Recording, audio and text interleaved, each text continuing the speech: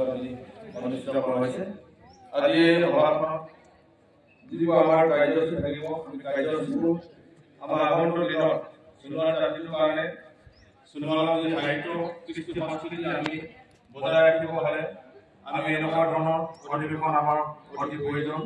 সকলো আমাৰ অধিৱেশন পাতি আমি নিজৰ দায়িত্ব আৰু কৰ্তব্য আমি সীমাবদ্ধ ৰাখি আমি প্ৰতিজন সোণোৱাল ৰাইজৰ কাষত আমি সুখে দুখে আনকি বিভিন্ন ধৰণৰ সমস্যাত আমি আৰ্থিক অনাটনৰ ভুগি থকা তথা আমাৰ যিবিলাক আমাৰ সোণোৱাল কছাৰী জাতিটোৰ উন্নয়নৰ কাৰণে যিবিলাক সুবিধা আমি পাব লাগে আজিৰ তাৰিখত আমি সেইমতে পোৱা নাই।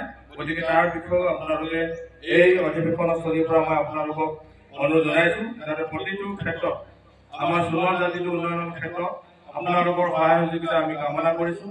আৰু জাতিটোৰ উন্নয়নৰ কাৰণে জাতিটোৰ আমাৰ গৌৰৱ যিহেতু আমাৰ এখন সুকীয়া মঞ্চ আছে যিহেতু আমি স্বায়ত্ত শাসনৰ যোগেদি আমাৰ নিজৰ প্ৰতিভা নিজৰ সুবিধা আমি আদায় কৰিব পাৰোঁ।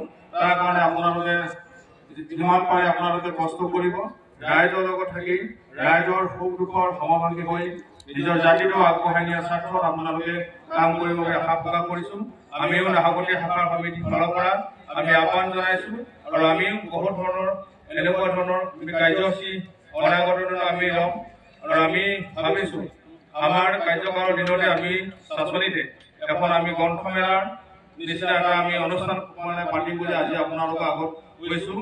আমি তাৰ কাৰণে আমি প্ৰস্তুত কৰিছোঁ আৰু আমি আশা কৰা ধৰণে আপোনালোকৰ পৰাও আমি সহায় সহযোগিতা বিচাৰিম। গতিকে আমি আশা প্ৰকাশ কৰিছোঁ এই মঞ্চৰ পৰাই যে আপোনালোকৰ সহায় সহযোগিতাত আমি এখন সৰ্বাংগ সুন্দৰ আমি গ্ৰন্থমেলা উদযাপন কৰি নিজৰ জাতিটোৰ কৃষ্টি আৰু সংস্কৃতিৰ প্ৰসাৰখন আমি আগুৱাই নিব পাৰিম সেই আশা কৰি আজি মই এই প্ৰৱেশস্থলীৰ পৰা মই মাজত এটা সুসম্পৰ্ক আমি বজাই ৰাখিব পাৰোঁ তাৰ কাৰণে আমি চেষ্টা কৰিব লাগিব আৰু বিশেষ নকওঁ ইয়াকে কৰি মোৰ চমু ব্যক্তিগত সামৰণি মাৰিছোঁ। ধন্যবাদ।